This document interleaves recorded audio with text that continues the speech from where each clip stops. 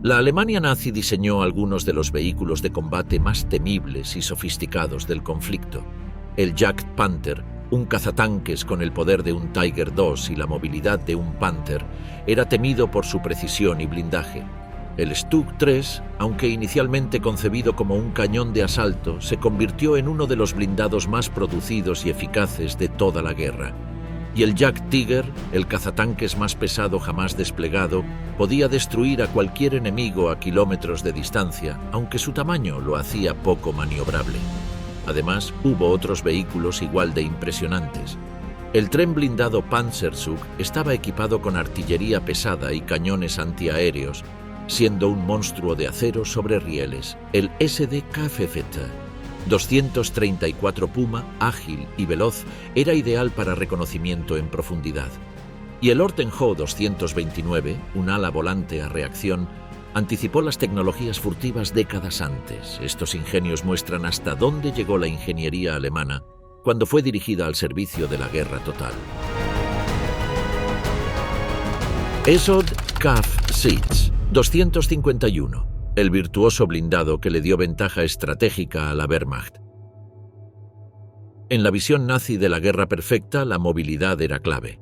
La Blitzkrieg, la guerra relámpago, no solo era un concepto táctico, era una sinfonía mecánica en la que blindados, infantería y aviación se movían como una sola unidad, arrollando todo a su paso. Pero esa armonía necesitaba un instrumento para transportar a los soldados con la misma velocidad que los tanques, con protección frente al fuego enemigo y capacidad para avanzar donde los vehículos convencionales se hundían. Así nació el SD-Kfz. El 251, formalmente llamado Sonderkraftfahrzeug 251, fue el vehículo semioruga más emblemático de la Wehrmacht. Una criatura híbrida, mitad camión, mitad tanque, concebida para llevar tropas a la línea del frente con rapidez y seguridad. No fue un arma letal por sí misma, pero su papel como soporte fue esencial. Donde aparecía un 251, la infantería motorizada alemana estaba cerca y con ella el corazón del avance relámpago. Diseñado por la empresa Hanomag y puesto en producción en 1939, el STKFZ 251 combinaba dos tecnologías clave: ruedas delanteras para dirección y orugas traseras para tracción. Esta configuración le daba una maniobrabilidad extraordinaria en terrenos accidentados, sin sacrificar velocidad ni capacidad de carga. Su chasis anguloso y bajo, recubierto con planchas de acero blindado, podía resistir impactos de esquirlas y fuego ligero. No era invulnerable, pero sí lo suficientemente robusto como para sobrevivir al caos del frente. El vehículo tenía capacidad para 10 soldados más el conductor y copiloto, y podía equiparse con una ametralladora MG-34 o MG-42 montada en la parte frontal. Algunas versiones añadían otra en la parte trasera, o reemplazaban estas con armamento especializado. Porque el 251 no era una sola máquina, sino una plataforma modular que se adaptaba a decenas de funciones: transporte de tropas, vehículo de mando, lanzallamas, portamortero, cañón antiaéreo, ambulancia blindada, incluso lanzacohetes. Hubo más de 20 variantes oficiales y cientos de adaptaciones de campo. Durante la invasión de Polonia y Francia, el SD-Kfz 251 se convirtió en el símbolo del avance coordinado. Las divisiones Panzer, reforzadas con estos vehículos, rompían las líneas enemigas a velocidad vertiginosa, seguidas de infantería que no necesitaba marchar a pie ni quedar expuesta. Los 251 permitían a los soldados combatir desde la seguridad de su interior o desembarcar directamente bajo fuego sin quedar aniquilados. En el frente oriental, este vehículo demostró su valor en condiciones extremas: el barro, la nieve, el terreno sin caminos. Nada detenía al 251. Su tren de orugas le daba tracción donde los camiones quedaban atrapados, y su perfil bajo evitaba que fuera fácilmente detectado o destruido. Era, en cierto modo, un vehículo humilde, pero letalmente eficiente. Sin embargo, su eficiencia tenía un precio. Cada unidad requería tiempo, acero, combustible y mano de obra calificada. A medida que la guerra se prolongaba y la economía alemana colapsaba, su producción no pudo satisfacer la demanda del frente. Muchos soldados seguían siendo transportados en camiones abiertos o incluso a pie, sin la protección ni la versatilidad del 251. Se calcula que más de 15.000 unidades fueron construidas, pero nunca suficientes para dotar a todas las divisiones Panzergrenadier como se había planeado. Otra de sus debilidades era el blindaje limitado, apenas 14,5 milímetros en su versión frontal. Esto lo hacía vulnerable a armas antitanque, artillería y ataques aéreos. A medida que los aliados ganaban superioridad aérea, los 251 pasaron de ser activos móviles a blancos potenciales. Además, su complejidad mecánica requería mantenimiento constante, algo difícil en las duras condiciones del frente oriental o el desorden de la retirada. Aún así, el SDC Cafeta 251 dejó una huella profunda. Fue el precursor del transporte blindado moderno, la primera verdadera combinación entre movilidad, protección y capacidad ofensiva ligera. Su diseño inspiró directamente a vehículos posteriores como el M3 Half-Track estadounidense y sentó las bases para la doctrina mecanizada de la posguerra. Pero su imagen quedó, inevitablemente, ligada al rostro de la guerra relámpago nazi. Cuando los 251 aparecían, era señal de que el avance alemán estaba en marcha. Columnas enteras de estos vehículos cruzando pueblos, campos y ruinas se convirtieron en el paisaje habitual del continente devastado. Era la guerra moderna sobre ruedas, hecha de acero y velocidad. No era un titán como el Tiger, no volaba como el M262, no lanzaba el apocalipsis desde el cielo como la V2, pero el SDKFC 251 fue, sin lugar a dudas, el corazón logístico de la guerra móvil alemana. Y como tal, estuvo en todas partes. En cada invasión, cada retirada, cada intento desesperado de mantener el frente hasta que las ruedas se detuvieron y el Reich quedó en ruinas. El cazador de tanques, Jagdtiger, el coloso de acero que no llegó a tiempo para salvar al Führer en el ocaso del Tercer Reich, cuando la derrota era inevitable pero la megalomanía no conocía límites.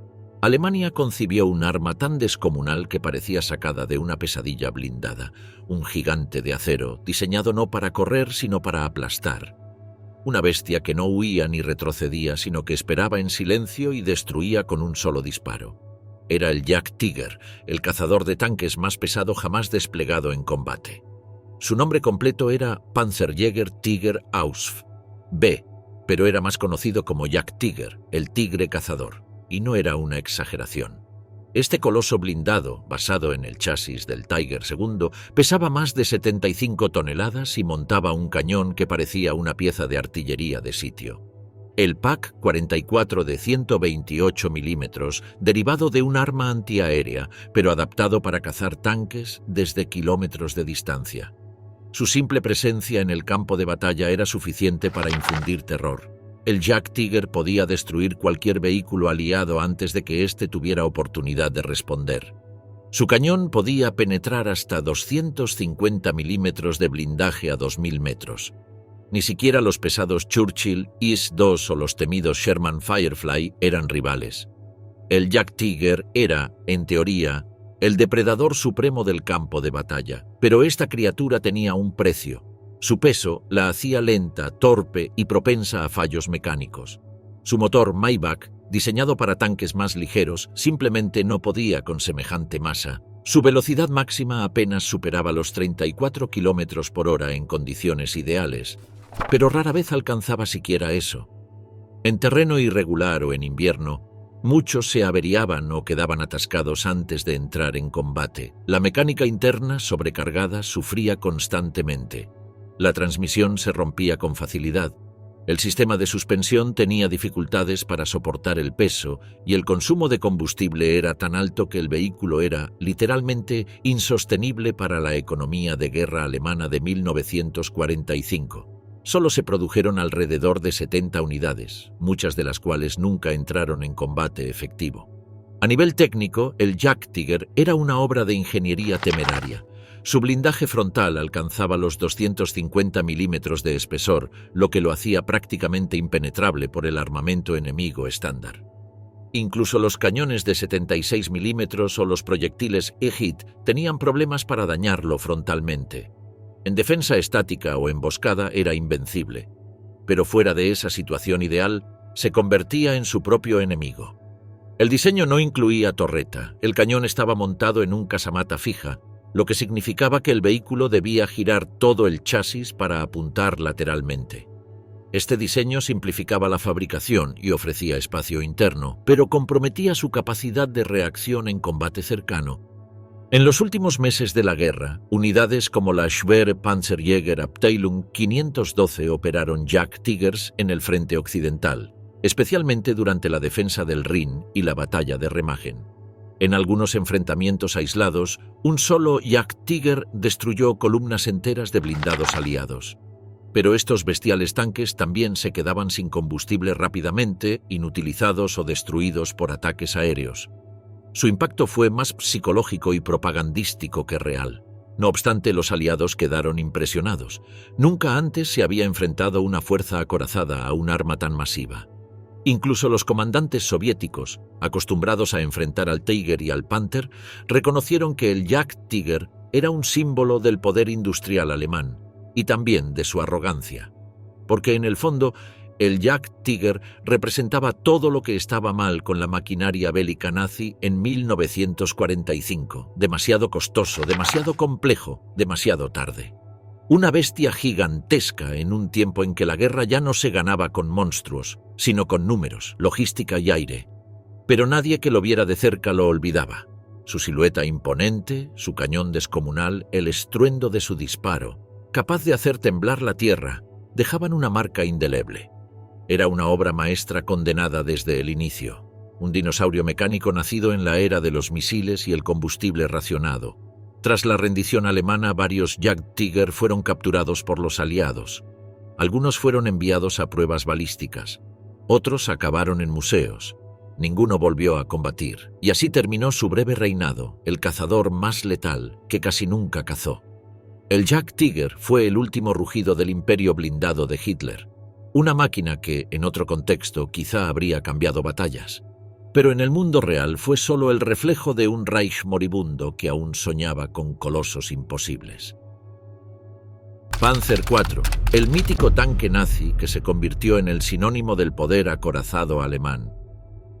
No todos los vehículos de guerra están hechos para brillar. Algunos no impresionan por su tamaño ni por su potencia de fuego. No ostentan récords de blindaje ni protagonizan leyendas épicas, y sin embargo son esenciales. Son los que combaten todos los días en todos los frentes, sin descanso. Así fue el Panzerkampfwagen IV, el Panzer IV. No era el más grande ni el más temido, pero resultó ser el tanque más confiable, versátil y duradero del Tercer Reich, hasta convertirse en un sinónimo del poderío acorazado de Hitler. Concebido a mediados de los años 30 por el diseñador Heinz Guderian, el Panzer IV fue inicialmente ideado como un vehículo de apoyo a la infantería. Se pensaba que el Panzer III asumiría el combate contra otros tanques, mientras el Panzer IV, más pesado y con un cañón de corto alcance, se dedicaría a destruir fortificaciones y posiciones enemigas. Pero la guerra tenía otros planes. Cuando Alemania invadió Polonia en 1939, los Panzer IV ya estaban en servicio. Sus primeras versiones, con un cañón corto de 75 mm KLA SK-37 L24, eran útiles contra búnkeres y soldados atrincherados. Pero a medida que la Wehrmacht se enfrentó a tanques más poderosos, como el T-34 soviético, el Panzer IV fue modificado, reforzado y enviado una y otra vez al campo de batalla. Lo que comenzó como un vehículo de segunda línea terminó siendo la columna vertebral de las divisiones Panzer. A lo largo de la guerra, el Panzer IV fue objeto de numerosas mejoras. Su blindaje pasó de 30 a 80 milímetros en la parte frontal.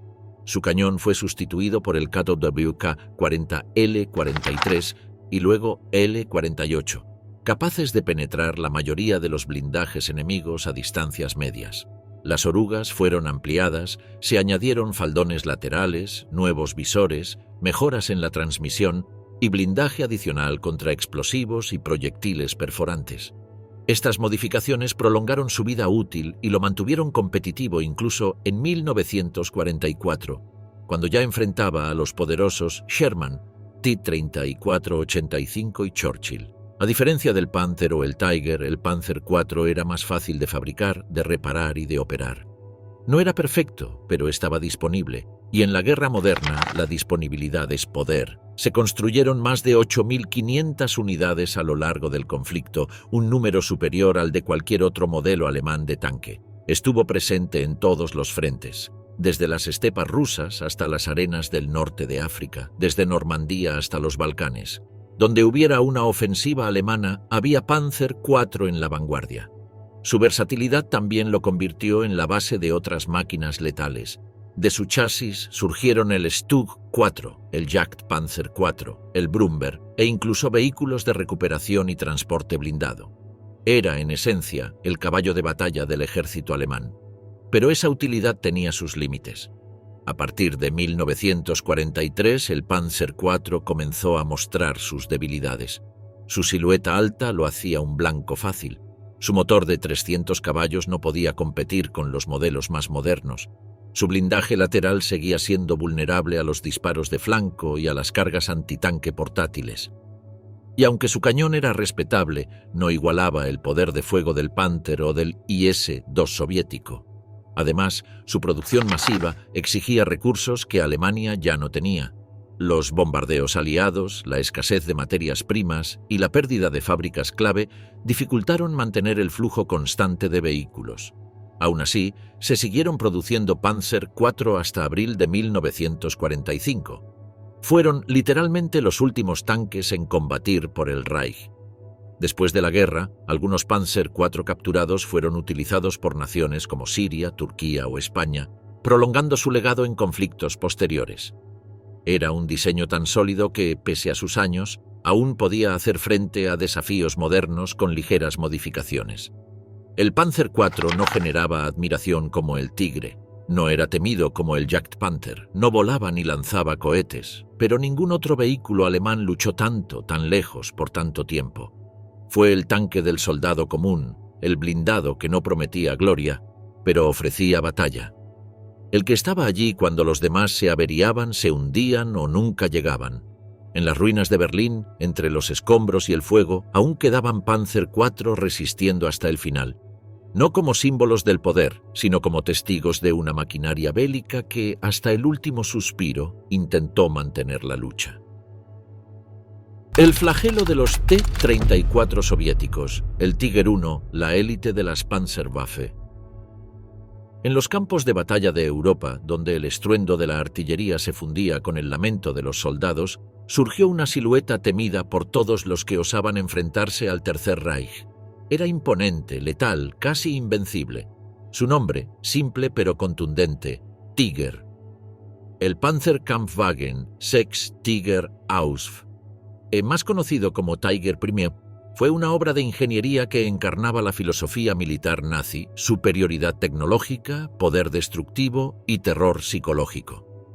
Desarrollado por Henschel, el Tiger I entró en combate por primera vez en septiembre de 1942, en el frente oriental, cerca de Leningrado, con el objetivo de destruir los T-34 soviéticos. Su sola aparición cambió el paradigma de la guerra acorazada. El Tiger I no era un simple tanque, era una fortaleza rodante.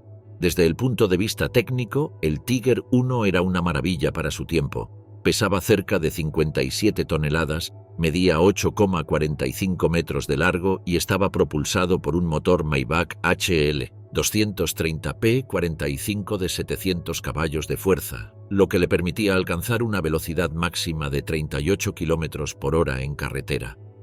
Su blindaje frontal alcanzaba los 100 milímetros, mientras que su cañón principal, el famoso 8.8 centímetros KUK-36 L56, era capaz de destruir a cualquier blindado aliado a más de 2.000 metros de distancia. En términos de potencia de fuego y protección, ningún tanque aliado podía compararse. El impacto del Tiger I fue inmediato. En el frente oriental, los T-34 soviéticos antes dominantes quedaron obsoletos. En África, durante la campaña de Túnez, el Tiger I sembró el pánico entre los británicos, y en Normandía, su sola mención bastaba para alterar los planes de avance de los aliados. Tan icónica fue su imagen que muchas veces los informes aliados exageraban su presencia, dando lugar al llamado síndrome del Tiger. Pero su perfección tenía un precio. El Tiger Primate era caro y complejo. Cada unidad requería una inversión colosal de recursos y tiempo.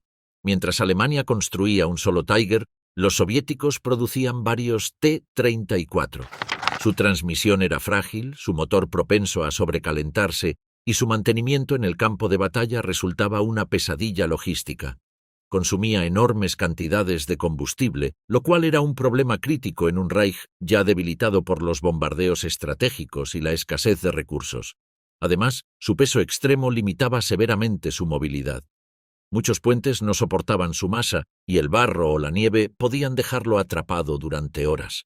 Si bien era casi impenetrable desde el frente, sus laterales y retaguardia eran más vulnerables, y los aliados aprendieron rápidamente a flanquearlo. Pese a todo, el Tiger I se convirtió en un símbolo de poder y de terror. Las tripulaciones que lo operaban eran consideradas la élite entre las Panzerwaffe. Los comandantes aliados, que veían a sus unidades ser barridas del campo, llegando a tener más de 130 tanques destruidos, elevaron el mito del Tiger a proporciones legendarias. En Villers-Bocage, una sola unidad Tiger emboscó a una columna británica y la aniquiló en minutos. Este tipo de hazañas cimentaron su fama, pero como toda criatura mitológica, el Tiger también tenía su talón de Aquiles, el tiempo. A medida que la guerra avanzaba, la supremacía técnica ya no bastaba. El número, la logística y la producción en masa debían mejorar, ya que eran la clave para la victoria. Los aliados, aprendiendo de sus errores, desarrollaron nuevas tácticas, armas antitanque más efectivas y bombardearon sin tregua las fábricas de Henschel. El Tiger I dejó de producirse en agosto de 1944, con apenas 1.347 unidades construidas. Fue reemplazado por su hermano mayor, el aún más temible Tiger II, también conocido como Königstiger, el Rey Tigre. Hoy, pocas unidades del Tiger I sobreviven. Una de las más famosas puede encontrarse en el Museo de Bovington, en el Reino Unido, restaurada y aún operativa. Su sola presencia, incluso en tiempos de paz, sigue provocando un escalofrío. Porque el Tiger I no fue solo un tanque, fue una declaración de intenciones. Alemania lucharía hasta el final con acero, fuego y precisión mortal. La evolución de la bestia, Tiger II, el Rey Tigre que infundía temor en las unidades blindadas de los aliados. Sin embargo, el Tiger I encontraría un más que digno sucesor. Cuando el avance aliado se volvió incontenible y el Ejército Rojo rompía las defensas del este como un torrente de acero, el Tercer Reich respondió con una máquina aún más colosal, más temida y más destructiva que su antecesora. Su nombre era Tiger II, aunque el mundo lo conocería como el Königstiger, el Rey Tigre o Tigre Real para los británicos. Concebido como la culminación de la doctrina de superioridad tecnológica de la Wehrmacht, el Tiger II fue el tanque más pesado desplegado operacionalmente por Alemania durante la Segunda Guerra Mundial. Representaba el pináculo del diseño blindado germano, una bestia que combinaba la potencia devastadora del cañón del Tiger I con un blindaje más inclinado y robusto, inspirado en el T-34 soviético. Era en todos los sentidos el monarca del campo de batalla. Desde el punto de vista técnico, el Tiger II era una proeza. Pesaba 69,8 toneladas, medía casi 11 metros con el cañón extendido y portaba un temible cañón KWK 43 L71 de 88 milímetros, una versión más larga y poderosa que la del Tiger M. Este cañón podía perforar el blindaje frontal de cualquier tanque aliado a más de 3.000 metros de distancia. Su blindaje frontal alcanzaba los 150 milímetros, inclinado a 50 grados, lo que lo hacía prácticamente impenetrable en enfrentamientos directos. Sin embargo, esta magnificencia tenía un coste elevado. Su motor, el Maybach HL 230 P30 de 700 caballos de fuerza, era el mismo que impulsaba al Tiger I, lo que resultaba insuficiente para una máquina más pesada. El Tiger II alcanzaba apenas 35 km por hora en carretera, y mucho menos en terreno irregular. Su consumo de combustible era gigantesco y su fiabilidad mecánica, cuestionable. La caja de cambios fallaba, Las orugas se rompían y muchas unidades eran abandonadas no por fuego enemigo, sino por averías técnicas. El Tiger II entró en combate por primera vez en julio de 1944 en el frente oriental. Más tarde lucharía con ferocidad en Normandía, en las Ardenas y en la defensa de Alemania. Su sola presencia era suficiente para frenar el avance enemigo. Se necesitaban múltiples tanques Sherman, cazacarros o bombardeos aéreos para neutralizar a un solo Königstiger. En los duelos directos era casi invulnerable, siempre que contara con una tripulación experimentada y posiciones ventajosas. Una de sus actuaciones más emblemáticas ocurrió durante la operación Wacht am Rhein, también conocida como la Batalla de las Ardenas. En las estrechas carreteras de los bosques belgas, las columnas del Tiger II avanzaban lentamente, pero con una determinación apocalíptica.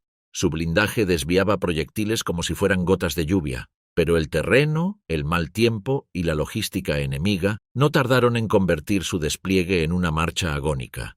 Muchos fueron destruidos desde el aire o abandonados por falta de combustible. El Tiger II no era un tanque para una guerra de desgaste, era una obra maestra para una guerra relámpago que ya no existía. Alemania no tenía ni los recursos ni la infraestructura para mantener un arma tan sofisticada en grandes cantidades. Apenas 492 unidades fueron producidas. Mientras tanto, los aliados fabricaban miles de tanques más ligeros y adaptables, como el T-34, el Sherman o el Churchill, que podían ser reemplazados con rapidez y eficiencia. Aún así, cada encuentro con un Tiger II dejaba una impresión indeleble. El Tiger II superaba a todos estos tanques, y la pregunta era si los aliados podían producir sus tanques más rápido de lo que los Reyes Tigres los destruían. En muchos casos, su mera aparición provocaba la retirada o el repliegue de fuerzas enteras. Incluso al final de la guerra, en las ruinas del Reich, seguía siendo una amenaza mortal. Era el símbolo de un régimen dispuesto a resistir hasta el último cartucho, con tecnología de vanguardia y una fe ciega en la victoria imposible. El Königstiger no era solo un tanque, fue una declaración desesperada de poder absoluto. Representaba el intento final de Alemania por imponer su supremacía en una guerra que ya estaba perdida. Era la última carta de una nación que, frente al abismo, apostó todo a la técnica y perdió. Hoy, algunas unidades se conservan en museos como el de Saumur en Francia y el de Bovington en Inglaterra. Aún inmóviles, imponen respeto. Aún hacen que uno se detenga y contemple lo que la humanidad puede construir cuando mezcla genialidad con arrogancia. Panther, el ágil tanque que Hitler utilizó para cazar los T-34 de Stalin. Kursk, julio de 1943. En la vasta estepa rusa, durante la batalla más colosal que la humanidad había presenciado hasta entonces, hizo su aparición un nuevo depredador blindado, más rápido que el Tiger, mejor armado que el Panzer IV, y diseñado para sobrevivir al infierno del frente oriental. Su nombre era Panther. Su propósito era devastador. Debía recuperar la iniciativa perdida ante el T-34 soviético y establecer un nuevo estándar para la guerra blindada del Tercer Reich. El Panzerkampfwagen V Panther, conocido simplemente como Panther, fue una respuesta directa al asombro alemán ante el T-34. Sorprendidos por su diseño moderno, blindaje inclinado y movilidad superior, los ingenieros alemanes buscaron crear una máquina que reuniera lo mejor del mundo blindado: potencia de fuego, velocidad, protección y fiabilidad. El resultado fue un tanque que, para muchos expertos, fue el mejor diseño alemán de toda la guerra. Técnicamente, el Panther era un coloso ágil. Pesaba 45 toneladas, medía casi 9 metros de largo con el cañón extendido y estaba propulsado por un motor Maybach HL 230P30 de 700 caballos de fuerza. Esto le daba una velocidad máxima de 46 km por hora, notable para su tamaño. Su blindaje frontal, inclinado a 55 grados y de hasta 80 milímetros, ofrecía una protección efectiva superior a la de muchos tanques más pesados. Su arma principal, el temido cañón KVK-42 L70 de 75 milímetros, era de una precisión letal y capaz de destruir tanques enemigos a más de 2000 metros. A diferencia del Tiger Panther, que privilegiaba la potencia bruta, el Panther apostaba por el equilibrio. Su perfil bajo, su agilidad y su excelente cañón lo convertían en un cazador nato. En condiciones ideales, un Panther bien comandado podía enfrentarse y vencer a cualquier oponente aliado o soviético. Sin embargo, su debut fue traumático. En Kursk, decenas de Panther sufrieron fallos mecánicos catastróficos. Las prisas por introducirlo en combate antes de terminar su fase de pruebas se cobraron un precio alto. De los 200 Panther iniciales, casi la mitad quedaron fuera de servicio por problemas técnicos, pero con el tiempo los ingenieros lograron solucionar los fallos más graves, y el Panther comenzó a mostrar todo su potencial. En el campo de batalla, el Panther se convirtió en una amenaza persistente.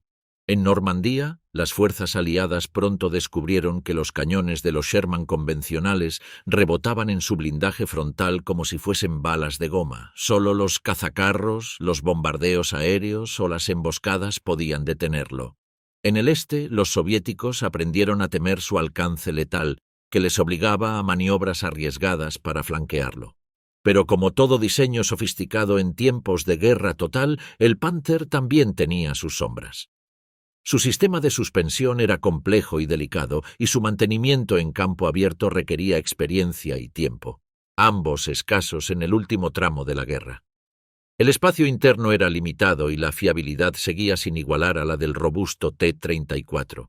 Y aunque su movilidad era excelente en carretera, el barro, el hielo y las ruinas urbanas reducían su ventaja considerablemente. Aún así, la producción del Panther fue prioritaria. Más de 6.000 unidades fueron construidas entre 1943 y 1945, convirtiéndolo en uno de los tanques más numerosos del arsenal alemán. Era costoso, sí, pero mucho más viable que el Tiger II.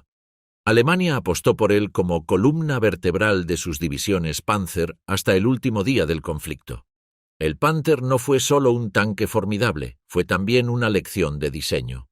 Tras la guerra, sus características influirían en los futuros tanques de posguerra, como el M-26 Pershing estadounidense o el T-44 soviético. Su combinación de potencia, velocidad y protección sentó un precedente en la ingeniería militar moderna. En combate, el Panther fue respetado y temido. Su silueta, elegante y angulosa, quedó grabada en la memoria de quienes lo enfrentaron. Era el equilibrio entre el rugido del Tiger y la producción en masa del Panzer IV. No era invulnerable, pero sí letal. No era infalible, pero sí dominante. Hoy, pocas unidades operativas sobreviven, pero su legado permanece. El Panther fue el corazón de la guerra blindada alemana en su etapa final. Un símbolo de lo que pudo haber sido una revolución técnica si no hubiese llegado demasiado tarde para el Reich. Stug 3, el blindado inamovible que defendía el corazón de la estrategia alemana. No todos los gigantes de acero que cambiaron el curso de la guerra poseían torretas giratorias, ni todos los vehículos blindados fueron concebidos para la ofensiva. Algunos nacieron para resistir, para ser el escudo de la infantería, para defender posiciones hasta el último proyectil. Entre ellos, uno se destacó por su versatilidad, eficacia y presencia casi omnipresente en todos los frentes del conflicto. Su nombre formal era Sturmgeschütz III, pero todos lo llamaban simplemente Stug 3. A primera vista, el Stug 3 no poseía la imponente silueta de un tanque Tiger ni el refinado equilibrio de un Panther. Carecía de torreta, su perfil era bajo, su diseño casi modesto. Pero bajo esa simplicidad se escondía una de las máquinas más letales y eficaces del arsenal alemán. De hecho, el Stug III fue el vehículo blindado más producido por el Tercer Reich durante toda la guerra, con más de 10.000 unidades fabricadas. Originalmente concebido como un cañón de asalto, el Stug III fue desarrollado para proporcionar apoyo directo a la infantería, destruyendo fortificaciones enemigas y reforzando los avances con potencia de fuego. Utilizaba el chasis del Panzer III, un tanque ya veterano, lo que permitió una producción más económica y una logística simplificada. En lugar de una torreta, montaba un cañón fijo en un casamata blindado, lo que reducía su altura y lo convertía en un blanco difícil de alcanzar. El modelo más exitoso, el Stug 3 Ausf. G, estaba equipado con un cañón Stug 40 L48 de 75 milímetros, el mismo calibre que portaban los Panzer IV y algunos Panther. Esta arma era eficaz tanto contra fortificaciones como contra tanques enemigos. Su perfil bajo lo hacía ideal para emboscadas, ocultándose tras ruinas, setos o colinas y golpeando al enemigo con una precisión devastadora. Aunque no fue diseñado originalmente como cazacarros, el desarrollo del conflicto y la escasez de recursos empujaron al Stug 3 hacia ese rol, y lo cumplió con una eficacia inesperada. En el frente oriental, el Stug 3 se convirtió en el azote de los T-34. En Italia y Normandía, sorprendía a los Sherman desde posiciones estáticas y bien camufladas. Su puntería y su poder de penetración lo convirtieron en un adversario formidable, a pesar de su aparente sencillez. Desde el punto de vista técnico, el Stug 3 era un prodigio de eficiencia. Su peso era de 23,9 toneladas, considerablemente más ligero que otros vehículos blindados alemanes. Alcanzaba una velocidad de hasta 40 km por hora y su autonomía era suficiente para operaciones prolongadas. Estaba impulsado por un motor Maybach HL 120 TRM de 296 caballos y su blindaje frontal alcanzaba los 80 milímetros en los modelos finales. Si bien carecía de la flexibilidad de un tanque tradicional, su diseño compacto y bajo coste de producción lo convertían en un multiplicador de fuerza. Las tripulaciones del Stug 3 eran generalmente veteranos experimentados, asignados a batallones independientes o a divisiones de infantería. Eran especialistas en combate defensivo, utilizando tácticas de camuflaje, fuego a distancia y retirada táctica. La efectividad de estas unidades fue tal que en muchos sectores del frente se prefería recibir Stugs antes que tanques convencionales. Su mayor ventaja, sin embargo, fue su adaptabilidad estratégica. En una Alemania acosada por el colapso logístico y la escasez de recursos, el Stug 3 ofrecía una solución práctica. Podía ser fabricado en masa, mantenido con mayor facilidad y desplegado donde más se necesitara. Fue el caballito de batalla de la defensa alemana, especialmente en los últimos años del conflicto, cuando los tanques pesados eran cada vez más escasos y difíciles de operar. Pero no todo eran virtudes. Su cañón fijo implicaba que el Stug debía girar todo el chasis para apuntar lateralmente, lo que lo hacía vulnerable en combates móviles. Además, al no tener torreta, su visibilidad era limitada y su capacidad para reaccionar ante amenazas múltiples se veía reducida. En combates urbanos o en ataques coordinados enemigos, el Stug podía quedar rápidamente superado. Aún así, en el balance general, su impacto fue descomunal. El Stug 3 fue la columna vertebral de la resistencia alemana en múltiples frentes. Su diseño influenció a futuros vehículos de combate autopropulsados y su eficacia sigue siendo estudiada en academias militares como ejemplo de cómo un vehículo aparentemente secundario puede decidir batallas. Hoy, varias unidades del Stug 3 se conservan en museos de guerra de todo el mundo. Su silueta baja y su cañón fijo aún inspiran respeto. Fue el muro de acero que sostuvo la defensa del Reich cuando todo comenzaba a derrumbarse. No rugía como un tigre, ni cazaba como una pantera, pero el Stug 3 resistía, disparaba y jamás retrocedía. Messerschmitt, Me-262, el primer caza a reacción que causó terror en los cielos de Europa. En los cielos de Europa, donde el rugido de los motores de hélice se entrelazaba con el eco constante de la guerra, una nueva amenaza emergió como un presagio del futuro. No silbaba como los Spitfire ni zumbaba como los Mustang. Su sonido era un aullido diferente, profundo y siniestro, como el de un ave rapaz a punto de lanzarse sobre su presa. Era el zumbido de una turbina, pero tras ese agudo resonar venía la muerte. El nombre de este depredador aéreo era Messerschmitt, Me-262, el primer caza a reacción operativo de la historia. Cuando el Me-262 surcó por primera vez los cielos en combate real, la guerra ya había inclinado la balanza a favor de los aliados. Pero aquella aparición, fugaz y devastadora, reveló algo escalofriante. La Alemania nazi había roto las barreras tecnológicas del momento y estaba adelantada por al menos una década en materia aeronáutica. El Me-262 Schwalbe, es decir, golondrina, en alemán, fue una obra maestra de la ingeniería.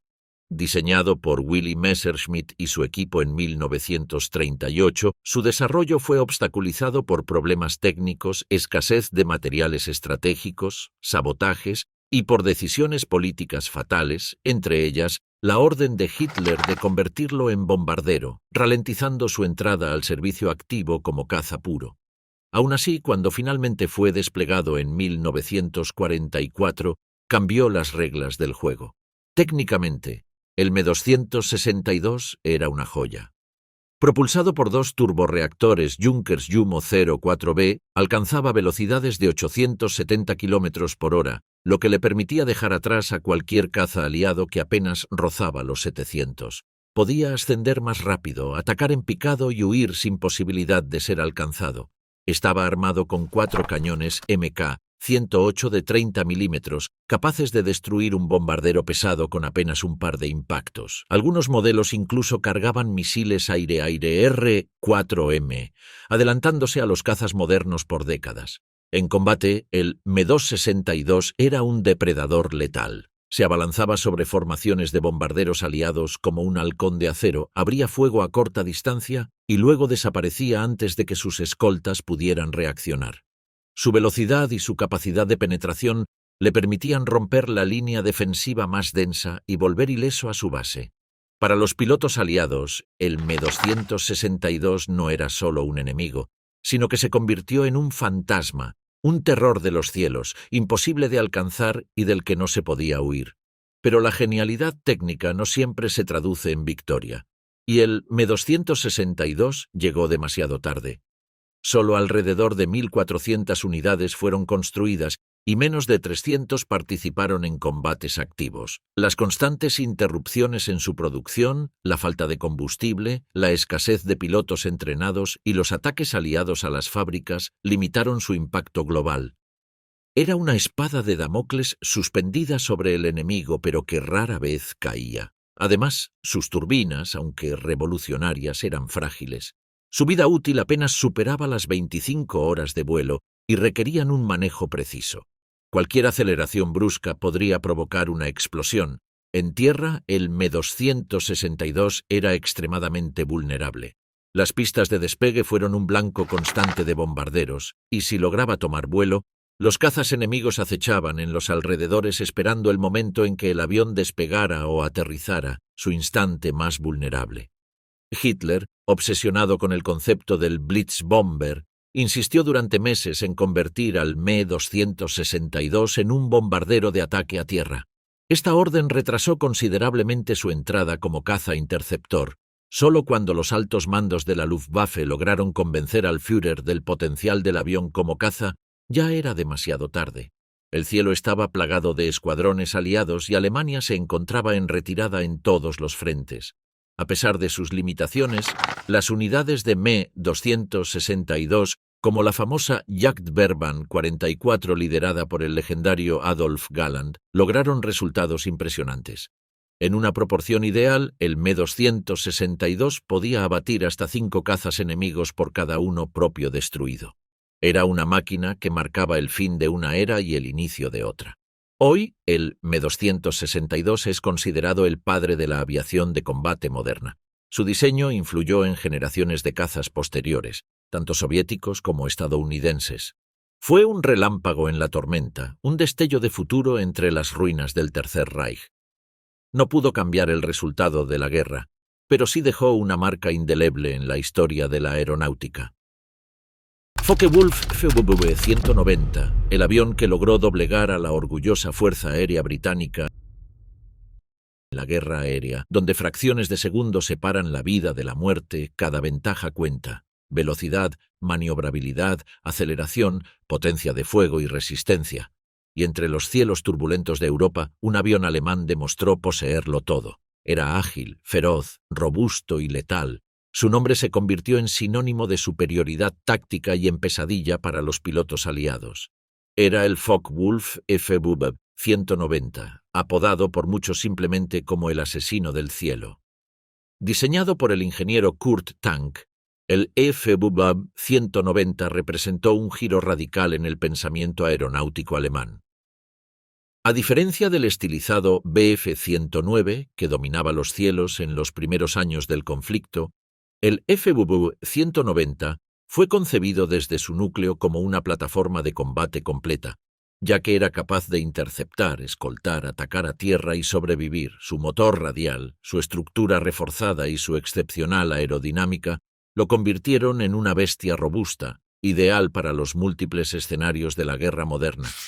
El modelo inicial, el F-190A, entró en combate en 1941, sorprendiendo a los aliados en el frente occidental. Su motor radial BMW 801D2, de 14 cilindros y 1.700 caballos de fuerza, le permitía alcanzar velocidades de hasta 650 km por hora, rivalizando incluso con los mejores cazas británicos. Pero lo que realmente lo distinguía era su maniobrabilidad a baja y media altitud, donde superaba incluso al legendario Spitfire MK. Técnicamente, el FV-190 era una obra de magistral ingeniería. Sus alas cortas y anchas le daban una respuesta instantánea al timón, mientras que su tren de aterrizaje más ancho, a diferencia del Bf-109, lo hacía mucho más estable en despegues y aterrizajes. Su fuselaje era resistente y su cabina bien protegida. Podía absorber impactos, resistir condiciones extremas y aún así regresar a casa. Pero quizás lo más temido por los enemigos era su arsenal letal. Las variantes del FV-190 estaban armadas con una combinación de cañones MG-151 de 20 mm y cañones MK-108 de 30 mm, capaces de despedazar tanto cazas enemigos como bombarderos pesados con una sola ráfaga. Era como tener un pequeño cañón antiaéreo volando a la velocidad de un rayo. En el frente oriental, el FV-190 se convirtió en la respuesta alemana al creciente dominio aéreo soviético. En el norte de África, desafiaba las duras condiciones del desierto con una fiabilidad mecánica superior. En Francia y Alemania defendía las ciudades y las columnas de blindados de los implacables bombardeos aliados. Su versión cazabombardero, el FV-190F, podía portar bombas, cohetes y tanques de combustible externos, convirtiéndose en un avión de ataque al suelo demoledor. La Luftwaffe lo utilizó en múltiples roles, desde interceptor hasta cazabombardero, avión de reconocimiento e incluso en misiones de combate nocturno. Su versatilidad era tal que reemplazó progresivamente a varios modelos más antiguos, consolidándose como el todo en uno del arsenal aéreo alemán. Y sin embargo, como tantos otros símbolos del poderío nazi, el FV-190 fue víctima de su tiempo. Aunque se produjeron más de 20.000 unidades, su efecto fue eclipsado por el creciente número de cazas aliados. A medida que los escuadrones estadounidenses y británicos desplegaban cazas más avanzados como el P-51 Mustang con mayor autonomía y velocidad en altura, la superioridad del FV-190 comenzó a erosionarse. Además, su rendimiento a gran altitud era deficiente en las versiones tempranas, lo que lo hacía vulnerable durante las escoltas de bombarderos a más de 7.000 metros. Para solucionar esto, se desarrollaron variantes como el FV-190D9, conocido como Dora, equipado con un motor en línea Junkers Jumo 213. Esta versión mejoró su rendimiento en altitud y algunos la consideran la mejor versión del avión, pero incluso para la aparición de Dora ya era demasiado tarde. Para entonces, la Luftwaffe estaba en retirada. Sus pilotos veteranos eran cada vez más escasos y los cielos estaban saturados de enemigos. Aún así, los pilotos del FV-190, como Walter Nowotny o Joseph Priller, escribieron su leyenda en los cielos, derribando decenas, incluso cientos, de aviones enemigos. En sus manos, el FV-190 era una extensión letal de voluntad y acero. Hoy, el FI-190 es recordado como uno de los mejores cazas de la Segunda Guerra Mundial. Fue temido, respetado y admirado.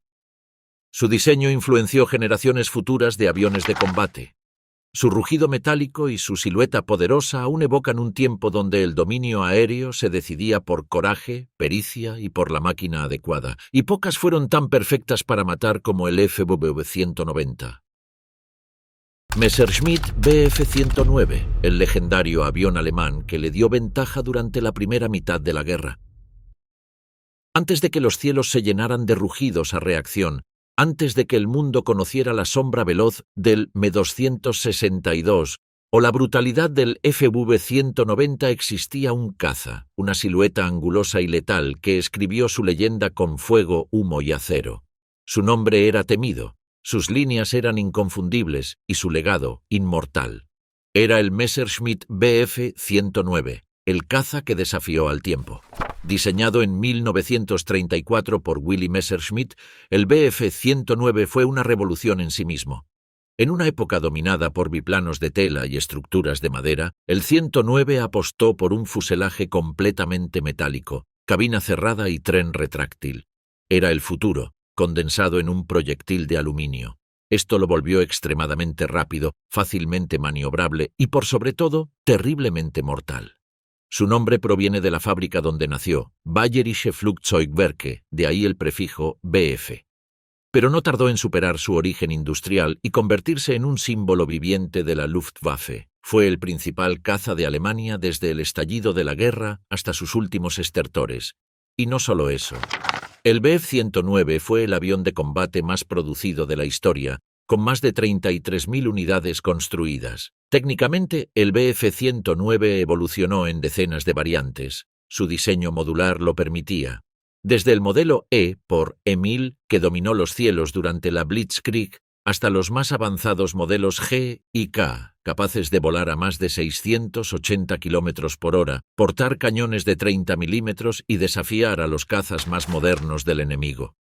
Impulsado por motores como el Daimler-Benz DB601 y luego el DB605, el Bf 109 era capaz de acelerar rápidamente, subir a altitudes extremas y realizar maniobras cerradas que pocos podían igualar. Su cabina, aunque estrecha y algo incómoda, ofrecía una excelente visibilidad frontal, y su diseño de ala baja con tren de aterrizaje estrecho lo hacía ágil en el aire, aunque traicionero al despegar o aterrizar. Durante la batalla de Inglaterra, el Bf 109 enfrentó su primer gran desafío. Contra los Spitfire y Hurricane británicos demostró ser un rival formidable. Aunque su autonomía era limitada, ya que contaba con apenas 20 minutos de combate efectivo sobre el Canal de la Mancha, en manos expertas era un arma devastadora. Pilotos como Werner Mölders o Adolf Galland escribieron allí su leyenda, combatiendo en duelos que definieron la supremacía aérea del siglo XX. En el frente oriental, el Bf 109 se convirtió en el estandarte de la lucha aérea. En esas vastas extensiones de cielo participó en combates masivos, en persecuciones interminables y en misiones de escolta y ataque a tierra. Fue en esas batallas donde nacieron los ases más temidos de la historia de la aviación, Erich Hartmann con 352 victorias confirmadas y Gerhard Barkhorn con 301. Ambos lo hicieron a bordo de un Bf 109. Nunca más en la historia del vuelo se repetirán cifras así. Las ventajas del Bf 109 eran claras: velocidad, potencia de fuego, facilidad de producción, capacidad de adaptación a múltiples misiones. Podía operar como interceptor, cazabombardero, avión de reconocimiento o incluso como caza nocturno. Su fiabilidad mecánica lo hacía ideal para mantenerlo en servicio aún en condiciones extremas, pero no todo era perfecto. El tren de aterrizaje angosto provocaba numerosos accidentes en tierra y la visibilidad trasera desde la cabina era deficiente. Su autonomía seguía siendo limitada y hacia el final de la guerra empezaba a ser superado por cazas aliados como el P-51 Mustang, que ofrecía un rendimiento comparable con el doble de alcance. El Bf 109 estaba a la altura del P-51, pero ya no dominaba el aire, por lo que la balanza comenzó a equilibrarse. Y aún así, incluso en los últimos días del Reich, cuando Berlín estaba en ruinas y la Luftwaffe se desintegraba, el Bf 109 seguía combatiendo. Los últimos vuelos de escolta, los desesperados ataques contra formaciones de bombarderos, los duelos finales en cielos sombríos, todos ellos contaron con la presencia de este avión que se negaba a morir. Tras la guerra, su legado no se extinguió. El Bf 109 fue utilizado por países como España, Suiza, Finlandia e Israel. De hecho, en la Guerra de Independencia de 1948, los primeros cazas del naciente Estado de Israel fueron versiones del Bf 109 ensambladas en Checoslovaquia. Su historia no terminó con el Tercer Reich, sino que se proyectó más allá, como una sombra alada de tiempos turbulentos. Hasta el día de hoy, los aficionados consideran al Bf 109 más que un avión. Es un ícono, un símbolo de poder, tragedia y evolución. Es la máquina que acompañó a Alemania desde la arrogancia de la Blitzkrieg hasta el ocaso total. Un testigo al lado de la destrucción, la gloria y la caída. Fue el primer soldado del Tercer Reich en el cielo y uno de los últimos en extinguirse. V1. La bomba de la venganza que Hitler utilizaba para castigar a sus enemigos. En la historia de la guerra, pocas armas han generado tanto temor psicológico como destrucción material. En 1944, los cielos sobre Inglaterra comenzaron a rugir con un sonido distinto. No era el rotar de las hélices, ni el silbido de los motores de cazas ni bombarderos, sino un zumbido metálico, repetitivo, que parecía anunciar la llegada del infierno. Un zumbido que, cuando se detenía, significaba muerte y devastación. Había nacido la B-1, la primera bomba voladora, el primer misil de crucero de la historia, un arma diseñada para la venganza. Su nombre oficial era Fi-103, pero la propaganda nazi la bautizó como Vergeltungswaffe 1 o Arma de Venganza 1. Fue concebida no como una herramienta de victoria estratégica, sino como un castigo. Una brutal represalia contra los constantes bombardeos aliados sobre las ciudades alemanas. Si Londres ardía, Berlín también sangraba, y Hitler quería una respuesta que fuera tan simbólica como terrorífica. Diseñada por el ingeniero Robert Lusser, la Kympe-1 era, en esencia, un avión no tripulado, un proyectil con alas lanzado desde rampas en la Europa ocupada. Su construcción era sencilla, casi industrial, una carcasa metálica, alas rectangulares, un sistema de guía por giroscopio y un motor Pulsejet Argus AS 014 que emitía ese zumbido escalofriante. Volaba a 640 km por hora, a una altitud de entre 900 y 1200 metros, y tenía un alcance de hasta 250 kilómetros. Cada V1 transportaba una carga explosiva de 850 kilogramos de amatol, suficiente para destruir una manzana entera en zonas urbanas, y lo hacía sin previo aviso. Las primeras fueron lanzadas en junio de 1944, pocos días después del desembarco de Normandía. De inmediato, el sur de Inglaterra se convirtió en el blanco de un nuevo tipo de guerra, una guerra sin piloto, sin moral y, por lo tanto, sin alma. Londres, ya castigada por la Blitz de 1940, volvió a convertirse en una ciudad de refugios antiaéreos. Las sirenas ululaban día y noche, y el miedo a ese sonido inconfundible, el zumbido mecánico que presagiaba explosiones monstruosas, se extendió por toda la población. Más de 9.500 WIP-1 fueron lanzadas contra Inglaterra.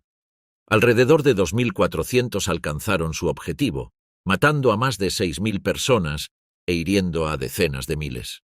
Desde el punto de vista técnico, la UE-1 fue un logro impresionante.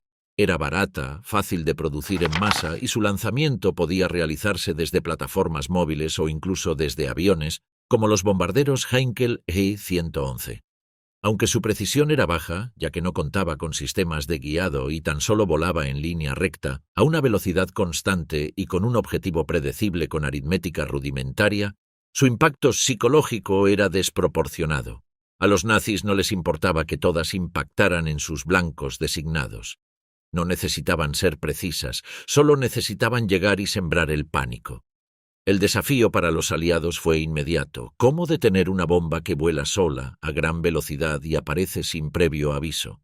La respuesta fue una combinación de estrategias: artillería antiaérea, globos cautivos, cazas interceptores como el Spitfire o el Tempest, e incluso el desarrollo de sistemas de radar más sofisticados.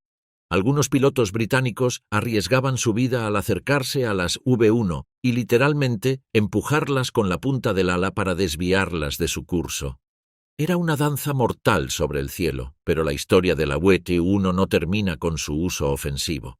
También inspiró una revolución tecnológica. Fue el antecedente directo de los misiles de crucero modernos, que se vería profundizado en el temible misil Quinto II del que hablaremos más adelante. Los aliados, al capturar algunas unidades intactas, estudiaron su diseño y lo replicaron en sus propios programas armamentísticos tras la guerra. La Guerra Fría heredó su espíritu y la era de las armas no tripuladas comenzó con este proyectil alemán. Sin embargo, la Kympe-1 también evidenciaba los límites de la estrategia del Tercer Reich. Aunque causaba estragos y sembraba el terror, No podía cambiar el curso de la guerra. Era un arma de desespero, una represalia tardía, un intento de alterar el equilibrio cuando todo ya se tambaleaba. A medida que los aliados avanzaban y las rampas de lanzamiento eran destruidas, su efectividad se redujo drásticamente. Hacia marzo de 1945, la amenaza se había desvanecido casi por completo. Y sin embargo su eco persiste. En la memoria colectiva, la V-1 representa el nacimiento de la guerra automática. Fue una máquina sin conciencia, lanzada contra civiles, sin distinción ni advertencia. Era una extensión del odio ciego, del afán de venganza de un régimen que ya había perdido la brújula de la razón. Para quienes vivieron aquellos días, la V-1 no fue un arma más. Fue un espectro mecánico, una amenaza sin rostro, y también el oscuro presagio de lo que vendría después, ya que esta antecesora de los drones cambió la guerra para siempre hasta nuestros días. El peligroso misil balístico de Hitler, la bomba de venganza B-2 que podría haber cambiado el rumbo de la guerra. Mientras la V-1 zumbaba sobre los cielos de Londres anunciando su llegada con un estruendo inconfundible, una nueva amenaza se preparaba en las entrañas del Tercer Reich. Esta no haría ruido alguno antes de golpear, no tendría alas ni necesidad de guía humana. Vendría desde lo alto, desde el vacío, desde el futuro, y luego de su impacto, ya sería demasiado tarde. Era el V-2, el primer misil balístico de la historia. La culminación del sueño de Wernher von Braun y la pesadilla de la humanidad.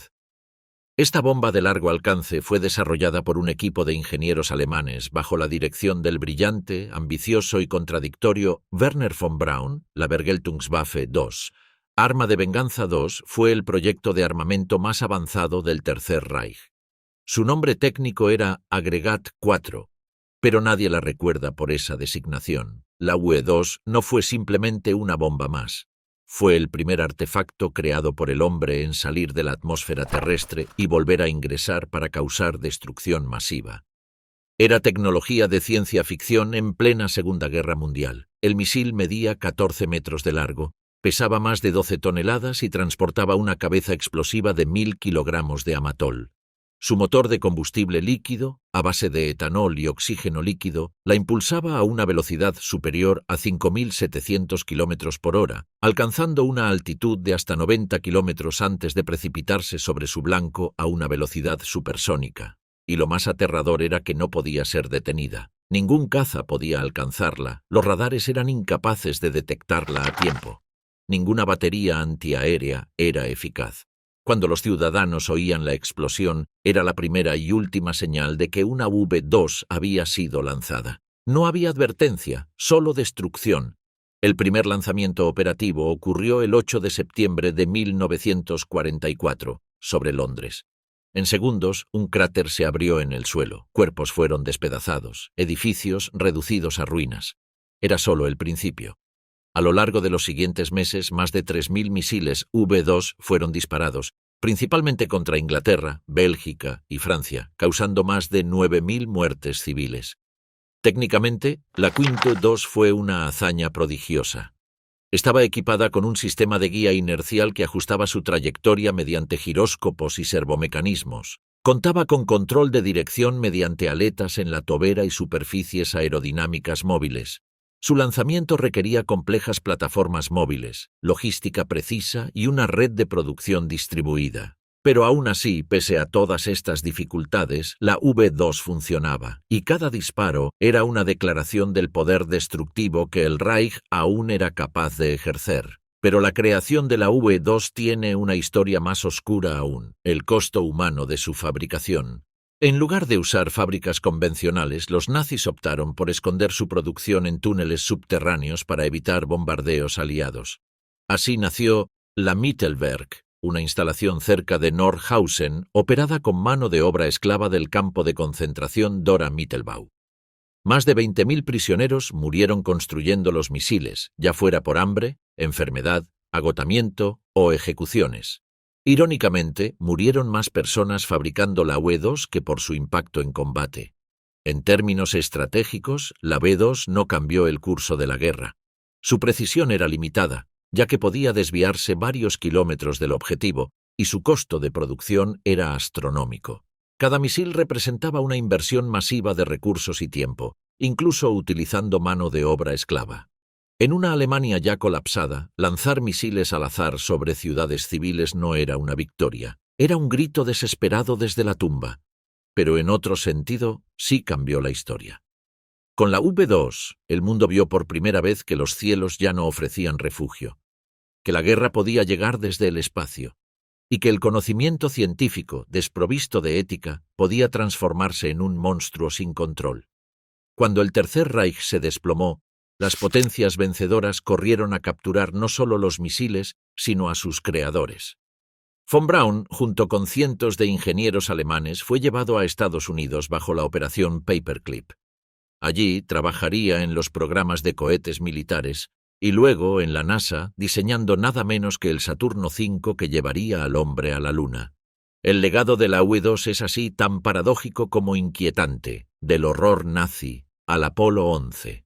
En sus últimos días Hitler soñaba con armas milagrosas que pudieran revertir la derrota. Pero la U-2, por más revolucionaria que fuera, solo demostró el grado de desesperación del régimen.